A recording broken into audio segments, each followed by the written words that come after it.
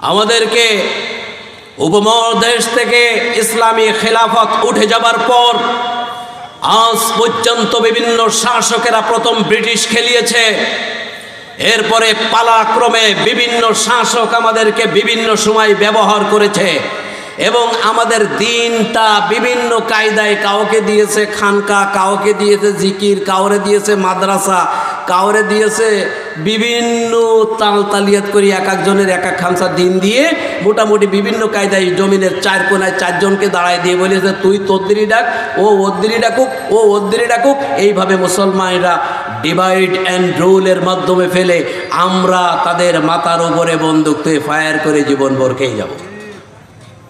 আসতে কোন ঠিক ঠিক না বেটে?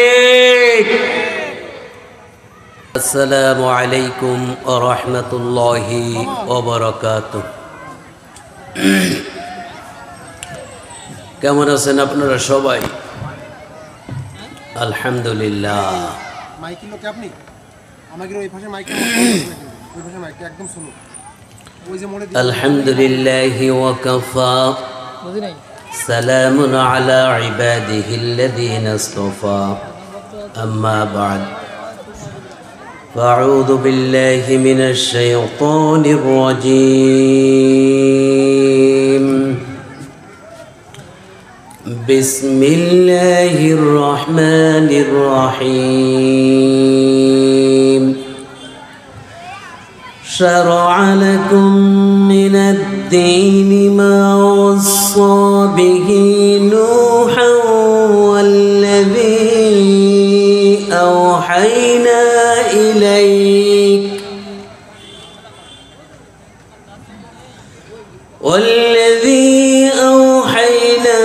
إليك وما وصينا به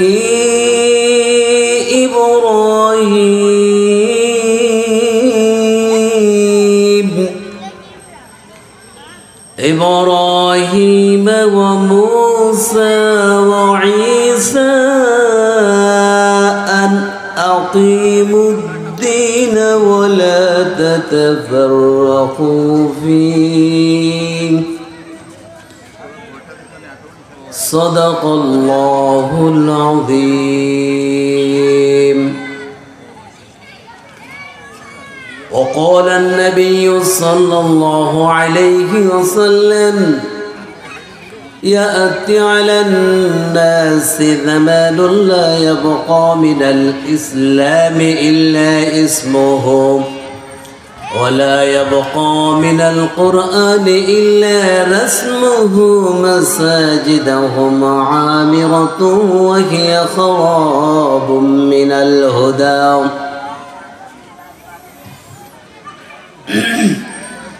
علماؤهم شر من تحت أثيم السماء من عنده تخرج الفتنة وفيهم تعود وأنه قال النبي صلى الله عليه وسلم من تمسك بالسنة عند فساد أمتي فله أجر 100 شهيد.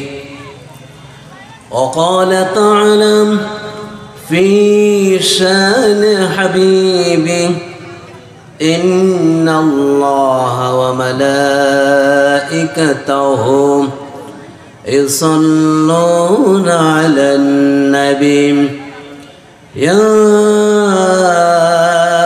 أيها الذين آمنوا صلوا عليه وسلموا تسليما.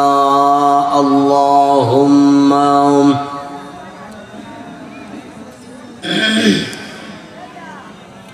مولانا محمد وعلى آله سيدنا مولانا محمد اللهم صل على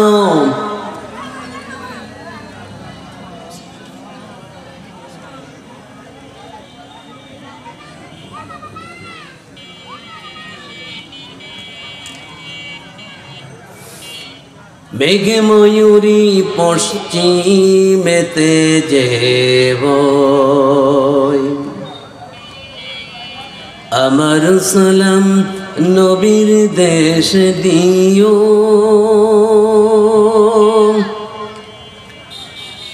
রওজা জিয়ারাতের আশায়, রওজা জিয়ারাতের আশায় প্রিয় শিবন্ত যেথায় আমার প্রিয় নবী ঘুমায় নিরন্তর। আল্লাহুম্মা সাল্লি আলা সাইয়্যিদিনা মাওলানা মুহাম্মদ ওয়া আলা আলি সাইয়্যিদিনা মাওলানা মুহাম্মদ। আলহামদুলিল্লাহ। ঐতিহ্যবাহী বাঙালিপুর ঈদগাহ মাঠ কর্তৃক আয়োজিত এলাকার যুব সমাজ কর্তৃক আয়োজিত আজকের এই ষষ্ঠ তাফসিরুল কোরআন মাহফিলের সম্মানিত সুযোগ্য সভাপতি, আমাদের অত্র এলাকায় যিনি সভাপতির কপাল নিয়েই জন্মিয়েছেন বলি আলহামদুলিল্লাহ, আমার দাদা জনাব আলহাজ আসির উদ্দিন বড়ন, সামনে বসা ওলামা একরাম, দূর দূরান্ত থেকে আগত আজকের এই তাফসিরুল কোরআন মাহফিলের মধ্যমণি কোরআন প্রেমিক, রসুল প্রেমিক, তাওহীদি জনতা, ছোট্ট কচিকাচারা পর্দার আড়ালে আমার সতী সাধবী শ্রদ্ধেয়া মা ও বোনেরা, সবার প্রতি সুম্মা সালাম, আসসালামু আলাইকুম ওয়া রাহমাতুল্লাহি ওয়া বারাকাতুহু। প্রথমে বলেন কেমন আছেন আপনারা সবাই? আলহামদুলিল্লাহ। قال النبي صلى الله عليه وسلم الحمد لله رب العالمين على كل حال। একজন মুমিনের কর্তব্য হচ্ছে সে যে অবস্থায় থাকুক না কেন, যেখানেই থাকুক শুকরিয়া আদায় করবে কার বলেন তো? এখানে আপনারা যে কয়জন মানুষ এসেছেন, আপনারা জিতেছেন না ঠকেছেন? আর যারা চায়ের দোকানে এখনো বসে বসে লম্বা লম্বা গল্প করতেছে, আল্লাহর নবী সাল্লাল্লাহু আলাইহি ওয়াসাল্লাম বলেন, একটি মানুষ কিয়ামতের ময়দানে এমন অবস্থায় উঠতে পারে, উঠবে যে হাদিস বোঝে নাই, কোরআনও বোঝে নাই, তবে কোরআনের আলোচনা হচ্ছিল, ওই দিকিরে একটুখানি একটা মিনিট কিছুক্ষণ দাঁড়িয়ে গিয়েছিল, হতে পারে ওই ওসিলায় আল্লাহ তাকে মাফ করে দিয়েছে, হতে পারে না? পৃথিবীতে আমাদের চোখে আমরা যা দেখি, এই দেখাটা সব হচ্ছে ধোঁকা। আমরা যা কিছু করছি, দুনিয়াবি যা কিছু করছি, সব হচ্ছে স্বপ্নের ন্যায়, সব ধোঁকা। আল্লাহ নবী সাল্লাল্লাহু আলাইহি ওয়াসাল্লাম আমাদেরকে আগেই জানিয়েছিলেন, কুন ফিদ দুনিয়া কাআন্নাকা গরীবুন আও আবিরুন সাবিল। আমরা দুনিয়ায় আসি এখানের স্থায়ী বাসিন্দা হিসাবে না মুসাফির হিসাবে বলেন তো? কোন মুসাফির এখান থেকে সাতক্ষীরায় যাবে, চুকনগর স্টপে ওকে দাঁড়ানো লাগবে, বাস থেকে নেমে গাড়ি খুলনায় যাবে অথবা সাতক্ষীরায় যাবে, যেখানে যাক না কেন, যদি ভিন্ন রুটের গাড়ি হয় চোকনগর নেমে ওখানেও গাড়িটা পাল্টাবে, এটাই ঠিক না? ওখানে যদি কেউ অফার দেয়, ভাই 2 রাত থেকে যান বিলাসবহুল 7 স্টার হোটেল, রাজি হবে? কারণ লোকটা আছে সফরে, আর সফরে যারা থাকে তারা পথের গুরুত্ব তাদের কাছে কমে যায়, তাদের কাছে গুরুত্ব শুরু হয় গন্তব্যের। তো আমরা এই যে পৃথিবীতে আসি, আমাদের এই থাকা আর এরই মাঝে চলে যাওয়া, এর বাইরে আর কোনো কিছু আছে? কোনো মানুষ লক্ষ কোটি কোটি টাকার মালিক, বেলা শেষে সেও যেখানে যাবে, একজন গরিব মানুষ, খেটে খাওয়া মানুষ, দুস্থ অসহায় মানুষ, সে কোথায় যাবে? একই জায়গায় যাবে।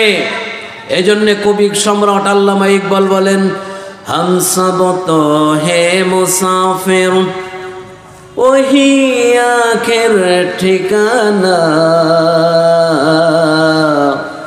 कोई आगे रवाना और कोई पीछे रवाना, आए थे हम मिस्र बुलबुल सिर गुलशन के लिए, खुश रहो बागे बोलो मैं तो अपना घर चले। বলেন আল্লাহু আকবার। কবি সম্রাট আল্লামা ইকবাল ডাক দিয়ে বলে, ও বাড়ির মালিক, ও ইন্ডাস্ট্রি মালিক, ও দেশের মালিকানা নিয়ে যারা বসে আছো, সমাজের প্রতিপতি মানুষ, গরিব মানুষ, আমির মানুষ, বৃদ্ধ মানুষ আর জন মানুষ, শুনে রাখো, আমরা তো প্রকৃতপক্ষে সফরে আছি। এই সফর শেষ হলেই গন্তব্যে যাওয়া লাগবে। তবে কেউ আগে যাবে আর কেউ পেছনে যাবে, যাওয়া সবার লাগবে, এতে কোনো সন্দেহ নাই। বুলবুল ডাক দিয়ে বলে, ও বাড়ির মালিক, আপনার একটি বাগিচা আছে, একটি বাগান আছে। ওই বাগানের মাঝে দেখবেন সকালবেলা 10টা-11টা থেকে কিচিমিচি শুরু হয়, ডাক শুরু হয়। ওই ডাক এমন ডাকা ডাকে দীর্ঘ আসরের আজান পর্যন্ত, সূর্যের কিরণ লাল হয়ে যাওয়া পর্যন্ত ওই পাখির কিচিমিচি আওয়াজ পাওয়া যায়। হঠাৎ করে পাখি কিচিমিচি আওয়াজ আর ডাকে না, থমকে যায়। পাখি যেন বোঝাতে চাই, কবির ভাষায় কবি ডাক দিয়ে বলে, এতে গাম মিসরে বুলবুল সির গুলশন কে লিয়ে, আমি তো সকালবেলায় তোমার বাগানে এসেছিলাম, তোমার বাগিচা থেকে ফল খেয়েছি, ফুলের মধু আহরণ করেছি। ওই দেখো পশ্চিম দিগন্তের সূর্যের আভা লাল হয়ে গেছে। আমার বাসায় যেমন ছোট্ট ছোট্ট বাচ্চারা আছে আমার জন্য অপেক্ষমান, আমি ইচ্ছা করলেও তোমার বাগানটা ভালো লাগা সত্ত্বেও যেমন আমি থাকতে পারবো না। ও বাড়ির মালিক, যাওয়ার আগে তোমাকে একটা কথা স্মরণ করে দিয়ে যাই, তোমারও জীবনের সূর্যের আভা লাল হয়ে এসেছে। ওই দেখো তোমার দাড়ির মাঝে পাকা আভা দেখা যায়, তোমার চামড়ায় ঢিলামি এসে গেছে দেখা যায়, তোমার চোখের পাওয়ার জন্য কমে গেছে দেখা যায়, তোমার শক্তি সমর্থ আগের মতো নেই দেখা যায়, কমে গেছে দেখা যায়। সুতরাং আমি বুলবুল তোমাকে স্মরণ করে দিয়ে যাই, আমি যেমন বাধ্য আমার বাসায় ফিরতে সূর্যের আভা লাল হয়ে যাবার কারণে, তুমিও যে বাগান সাজিয়ে বসেছ, কসম আল্লাহর তুমিও এখানে থাকতে পারবে না, শীঘ্রই তোমাকেও ফিরে যাওয়া লাগবে। এই ভাবনা কি আমাদের ভিতরে আছে? হ্যাঁ, কথা বলেন, যে কয়জন আছেন কথা বলবেন। এই ভাবনা আমাদের ভিতরে আছে? ভাবনা আছে ওই যারা চায়ের দোকানে আর বাদামের দোকানে, ওদের ভিতরে মরার এই রকম চিন্তা ওদের ভিতরে। চিন্তার গুতোই, চিন্তার ঠেলাই, চিন্তার চোটে বাড়ির থেকে বউরে বলে আইছে, ভাবি তুমি দোয়া করো। বউ বলিয়েছে, না আমি তো তোমার ভাবি না, তো কিডা? তো তোমার বাড়িওয়ালা। ঠিক আছে, তো দোয়া করো আমি যেন আজকে জম্মের বাদাম খাওয়া খাইয়ে আসতে পারি। মাহফিলে যাচ্ছি, বাদাম এইরকম খাওয়া খাবো, কারণ দুনিয়াটা মস্ত বড়, খাও দাও ভর্তি করো, কাল পরশু আসবা কিনা বলতে পারো, এটা তো বলা যায় না। আমি বাদামের দোকানে যাচ্ছি, ওয়াজ মাহফিলের উদ্দেশ্যে কিছু পয়সা করি খরচ করে আসি।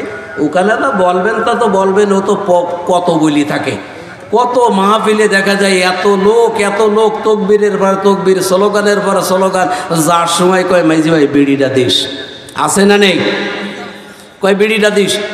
কই একটু আগে হুজুর কইল না বিড়ি খাওয়া হারাম, বিড়ি খাওয়া যাবে না। কয় হুজুররা কত কথা কয়, সবকে মানতে গেলি হয়।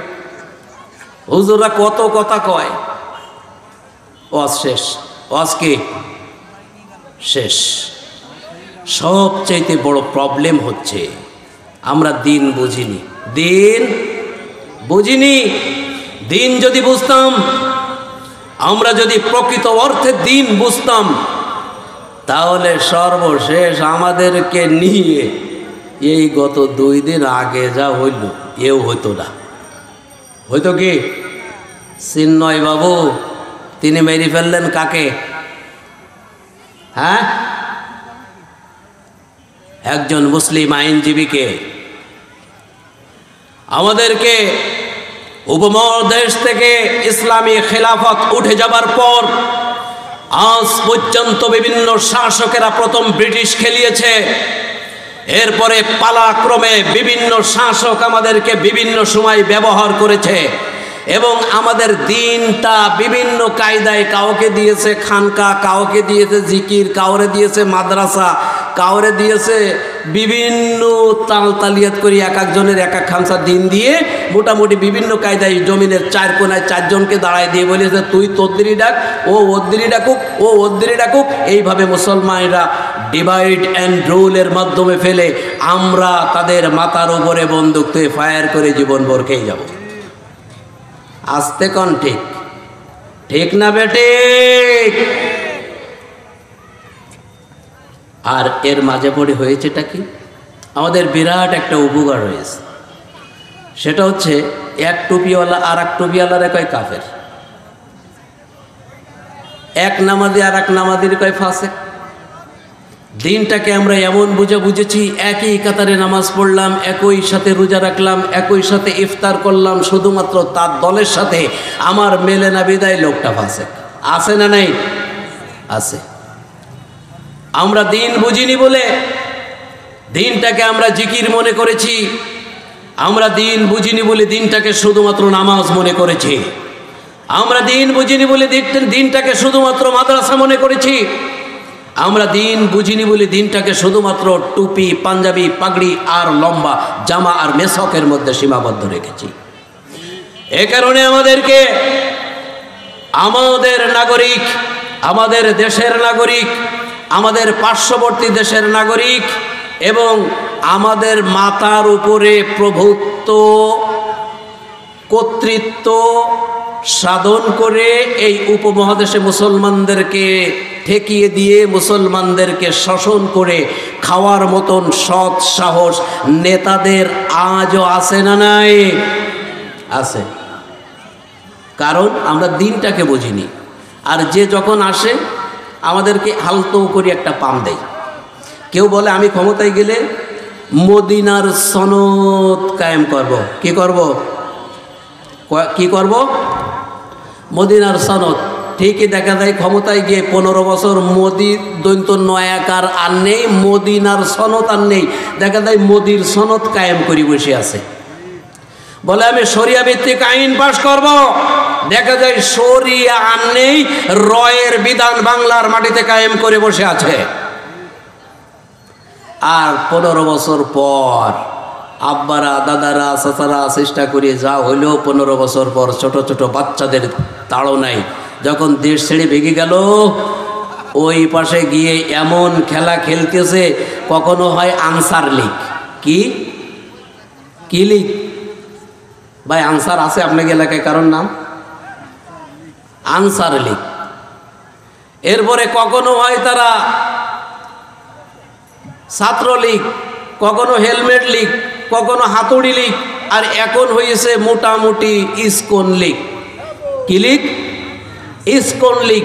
ইসকনের উপরে ভর করে এই ছাত্রলীগ তথা এই নিরেট মানুষ এরা বাংলাদেশে একটা অরাজকতা কায়েম করার আবারও নতুন ষড়যন্ত্র করছে। আমরা স্পষ্ট ভাষায় বলে দিতে চাই, আমরা 52 বুঝি না, আমরা 47 বুঝি না, আমরা 71 বুঝি না, আমরা দেখেছি 24-এর গণ অভ্যুত্থান। এই অভ্যুত্থানের মধ্য দিয়ে বাংলাদেশে এক নতুন সূর্য উদয় হয়েছে। আগামী দিনে এই সূর্যই হবে ইসলামের সূর্য, এই সূর্যই হবে দিন কায়েমের সূর্য। ওপার থেকে যতই পেনাল্টি করেন না কেন, ইনশাআল্লাহ আগামী দিনে যে সরকার ব্যবস্থা বাংলাদেশে কায়েম হবে, ইনশাআল্লাহ এই কোরআনের নিরিখেই বাংলাদেশটা চলবে। এই আশায় আমরা সামনের দিকে অগ্রসর হচ্ছি। আল্লাহ যেন আমাদেরকে কবুল করেন, আমরা সকলে বলি আমিন। কারণ আমরা জানি আমাদের জীবন, আমাদের যৌবন আমাদের কাছে অতি প্রিয়, কিন্তু আল্লাহর কাছে কতটুকু প্রিয় এটা কি কখনো যাচাই করে দেখেছি? না। কারণ দিনটা তো আমাদের কাছে এমন সস্তা জিনিস, বাজারে আলু পটল কিনতে যাই একটা একটা করে টিপে টিপে পাল্লার উপরে রাখি, অথচ যখন দিনের কথা হয় তখন এমন অবস্থা হয় আলু পটলের চাইতেও যেন এই দিনের দাম কম। আছে না নাই? আছে। আমি যদি আপনাদেরকে জিজ্ঞাসা করি, এখন আল্লাহ নবী সাল্লাল্লাহু আলাইহি ওয়াসাল্লাম বলেছেন, ইয়াতি আলান নাসি জামান ইয়াজতামিউনা ফিল মাসাজিদ লাইসা ফীহি মুমিন। অচিরেই আমার উম্মতের মধ্যে এমন একটি জামানা আসবে যখন মসজিদগুলো ভরে যাবে, মুসাল্লিতে একজনও ইমানদার থাকবে না। আল্লাহর নবী আরো জানিয়েছেন, সাতাফতারিকু উম্মতি 73 ফিরকাতান কুল্লুহুম ফিন্নার ইল্লা ওয়াহিদা। ক্বালু মান হিয়া? ক্বালা মা আনা আলাইহি ওয়া আসহাবি। সাহাবারা প্রশ্ন করলেন, আল্লাহর নবী জানালেন, অচিরে আমার উম্মতের মধ্যে 73টি দলে ভাগ হবে, তার সব জাহান্নামী একটা কাতার বাদে। সাহাবারা প্রশ্ন করলেন, ক্বালা ইয়া রাসূলুল্লাহ মান হিয়া? সে দলটা কি, কারা? ক্বালা নবী সাল্লাল্লাহু আলাইহি ওয়াসাল্লাম, ক্বালা মা আনা আলাইহি ওয়া আসহাবি। সেটা হচ্ছে আমি এবং আমার সাহাবী। এই একটা দল বাদে আর 72 ফেরকা জাহান্নামে যাবে। এটা আল্লাহর নবী বলেছেন না বলেন নাই? এটা সহিহ হাদিস। আল্লাহর নবী সাল্লাল্লাহু আলাইহি ওয়াসাল্লামের এই কথাকে নির্ণয় করার জন্য আজ যদি উপস্থিত জনতাকে বলেন অত্র এলাকার 4-5 গ্রামের ভিতরে কারা কারা 72 কাতারে আছেন, কয়জন হাত তোলেন দেখি তো। ভাই 72 কাতারে কয়জন আছেন? কেউ না। যে এখনো পর্যন্ত জুমার নামাজ ছাড়া ওয়াক্তের নামাজ পড়ে না, তাকেও যদি জিজ্ঞেস করেন, ভাই যাবেন, আপনার আশা কি? কয় জান্নাতে যাব। যাবে কোথায়? জান্নাতে। আপনি এখন ওই ঋষিপাড়ার ঋষিদের জিজ্ঞেস করেন যে ভাই উদ্দেশ্য কি? কয় স্বর্গে যাওয়া। আপনি যদি বড় ব্যবসায়ী হিন্দুকে জিজ্ঞেস করেন, ভাই আপনার আব্বা? কয় আমার আব্বা স্বর্গীয়বাসী হয়ে গেছে গত 10 বছর আগে। দেখবেন বাপের ছবিতে ফুলের মালা দিয়ে নিচেই লিখে দিয়েছে স্বর্গীয় ধীরেন চন্দ্র নারায়ণ। তার মানে আপনি তো স্বর্গে যাবেন, আর ওর বাবা অলরেডি 10 বছর আগে স্বর্গে চলে গেছে। নরকে এই পৃথিবীর কেউ যেতে চায় না, অথচ আল্লাহর নবী সাল্লাল্লাহু আলাইহি ওয়াসাল্লাম জানালেন স্পষ্টভাবে, আমার উম্মতের মধ্যে 73টি দল হবে। কয়টা? 73-এর ভিতরে জান্নাতি কয়টা? একটা।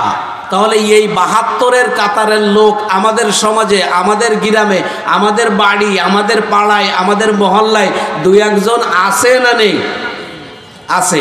আজকের আলোচনা মানে সংক্ষিপ্ত আলোচনা, এর মধ্য দিয়ে চেষ্টা করব আমরা জান্নাতি দলটাকে বাছাই করা। আল্লাহ নবী সাল্লাল্লাহু আলাইহি ওয়াসাল্লামকে উদ্দেশ্য করে সূরা শুআরার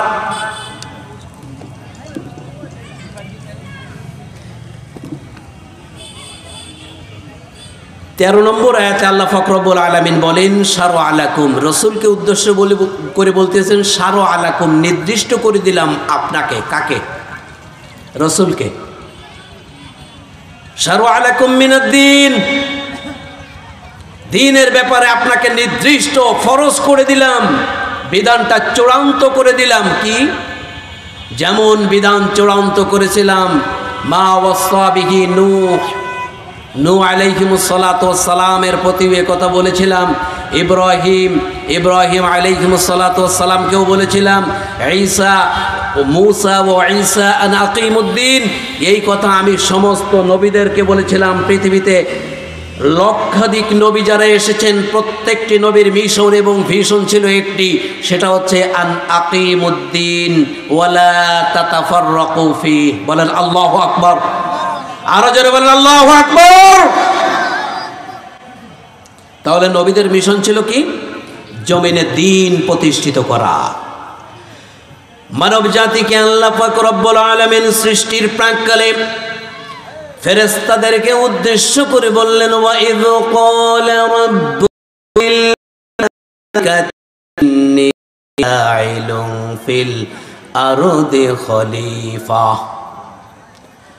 ও ফেরেশতারা, ওয়া ইয ক্বালা যখন বললেন, কে বললেন?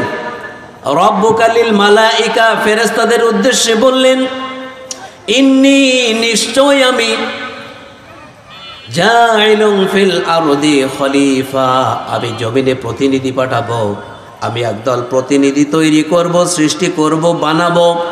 ফেরেশতারা বললেন, ক্বালু আতাজআলু ফিহা মান ইউফসিদু ফিহা ওয়া ইয়াসফিকুদ দিমাআ ওয়া নাহনু নুসাব্বিহু বিহামদিকা ওয়া নুকদ্দিসু লাক। ফেরেশতারা বলল, আল্লাহ মানুষ বানানোর দরকার কি? আমরা তো আছি, আমরা তোমার গুণগান করছি, তাসবিহ করছি, নতুন করে আবার এই সৃষ্টির দরকার কি? আল্লাহ তাদেরকে স্পষ্টভাবে জানিয়ে দিলেন, ক্বালা ইন্নী আ'লামু মা লা তা'লামুন, নিশ্চয় আমি রব যা জানি তোমরা তা জানো না। আল্লাহ পাক যা জানেন ফেরেশতারা জানে নাকি ওইটা আমাদের বোঝা দরকার আছে না নাই? আল্লাহ কি বলেছিলেন, ওয়া ইয ক্বালা রাব্বুকা লিল মালাইকাতি ইন্নী জাইলুন ফিল মাদারিসি খলিফা? মাদারিস আমি মাদ্রাসায় খলিফা পাঠাবো, ফিল মাসাজিদি খলিফা মসজিদে প্রতিনিধি পাঠাবো, ফিল খানকা খলিফা না, এসব কিচ্ছু বলেন নাই। বলেছেন জমিনে প্রতিনিধি পাঠাবো। এই জমিনে প্রতিনিধি কারা এবং এই প্রতিনিধিত্বশীল দায়িত্ব কারা নিয়ে এসেছে, এটা আমরা সংক্ষিপ্ত টাইমে একটু বোঝার চেষ্টা করব। আল্লাহ পাকের হাবিব বলেন, ইযা তাকাররাবাল আবদু ইলাইয়া শিবরান তাকাররাবতু ইলাইহি যিরাআ ওয়া ইযা তাকাররাবা মিন্নি যিরাআন তাকাররাবতু ইলাইহি বাআ ওয়া ইযা আতানি মাশিয়ান আতাইতুহু হারওয়ালা। আল্লাহর হাবিব বলেন, হাদিসে কুদসি আল্লাহ আমাকে জানিয়েছেন, ইযা তাকাররাবাল আবদু ইলাইয়া শিবরান, কোন বান্দা যখন আমার দিকে এক বিগত পরিমাণ এগিয়ে আসে, আমি আল্লাহ জান্নাত আর ক্ষমা নিয়ে আমি আমার বান্দার দিকে এক হাত পরিমাণ এগিয়ে যাই। সুবহানাল্লাহ, আরো আস্তে কোন সুবহানাল্লাহ। কি একটা অবস্থা, এখানে কমপক্ষে 100 মানুষ হবেন না? জোরে বলেন সুবহানাল্লাহ, আলহামদুলিল্লাহ, লা ইলাহা ইল্লাল্লাহ, আল্লাহু আকবার। মাঝে মাঝে আমার সাথে একটু কথা টথা বলবেন, আমার আবার স্বভাব খারাপ, ভালো কথা টথা না বললে আবার হয় না। আমি তো আবার নজর চাচার মতো না, সারা রাত শ্লোক করলাম, সকালবেলায় কয়ে বুঝেছো? হ্যাঁ হ্যাঁ হ্যাঁ হ্যাঁ, কিছুক্ষণ পরে সবগুলি ঘুমোই গেছে, ও কইয়েই যাচ্ছে। চাচা হ্যাঁ হো আর করাই না দিন রে, আপনি কইয়ে যান, আমরা তো শুনতেছি। হিরাম গল্প জীবনেও শুনিনি। দেখা গেল ফজরের একটুখানি আগে চাচার গল্প শেষ হয়েছে, দেখে সব নাক ডাকি ঘুমায়। এরকম হলে হবে না, আপনারা একটু হ্যাঁ হো কইন আমার সাথে মোটামুটি, তাহলে আমি লাইনই থাকবানে। ওই রকম না যে শ্লোক সকালে শেষ হবে, ওই রকম না। আমার টাইমও খুব সীমিত, আমি চেষ্টা করব আমি আমার জায়গায় নিয়ে যাওয়ার, ইনশাআল্লাহ। আল্লাহ যেন তৌফিক দেয়, আমিন। আল্লাহর হাবিব বলেন, আল্লাহ বলেন, যদি কোনো বান্দা আমার দিকে এক বিঘত এগোই, আল্লাহ জান্নাত নিয়ে আর ক্ষমা নিয়ে কতটুকু এগোই? 1 হাত। আর বান্দা যখন আল্লাহর দিকে 1 হাত এগিয়ে যায়, আল্লাহ বলেন আমি আমার বান্দার দিকে 2 হাত এগিয়ে যাই। আল্লাহ বলেন, আমার কোনো বান্দা যদি আমার দিকে হেঁটে হেঁটে আসে, আমি জান্নাতটা নিয়ে আর দেরি করি না, আমি রব্বুল আলামিন ওই বান্দার দিকে দৌড়াতে থাকি। সুবহানাল্লাহ, দৌড়াতে থাকে। আল্লাহ পাক রব্বুল আলামিন আমাদেরকে জানিয়েছেন ওয়াসারিউ ইলা মাগফিরাতিম মির রাব্বিকুম ওয়া জান্নাতিন আরদুহাস সামাওয়াতি ওয়াল আরদ। আল্লাহু আকবার। ওয়াসারিউ, ও বান্দা তোমরা প্রতিযোগিতামূলক আমার ক্ষমা এবং জান্নাতের দিকে দৌড়াও। কি করে দৌড়াতে বলিস? প্রতিযোগিতা। এখানে আস্তে দৌড়াতে বলেননি, প্রতিযোগিতা করে আল্লাহর দিকে দৌড়াতে বলেছেন। এখন বান্দাকে প্রতিযোগিতা, আল্লাহ ওখানে বললেন যদি আমার কোনো বান্দা আমার দিকে হেঁটে হেঁটে আসে, আমি জান্নাতটা নিয়ে বান্দার দিকে দৌড়ে দৌড়ে যাই। প্রশ্ন হচ্ছে, বান্দা যখন জান্নাতের দিকে দৌড়ানো শুরু করে আল্লাহ তখন কি করেন? আল্লাহ জানিয়েছেন আমি আল্লাহ আর জান্নাতটা আমার হাতে রাখি না, জান্নাতটা ওই বান্দার নামে রেজিস্ট্রি করে দিয়ে দেয়। বলেন সুবহানাল্লাহ। এখন এই জান্নাতে যাওয়ার পথ আছে না নেই? প্রত্যেক দিন নামাজের ভিতরে কই ইহদিনাস সিরাতাল মুস্তাকিম, ইহদিনাস সিরাতাল মুস্তাকিম। আল্লাহ আমারে সরল সঠিক পূর্ণ পথ দেখাও। অসংখ্য বাঁকাপথ এই পৃথিবীতে, এই অসংখ্য বাঁকাপথের ভিতরে আমি পথ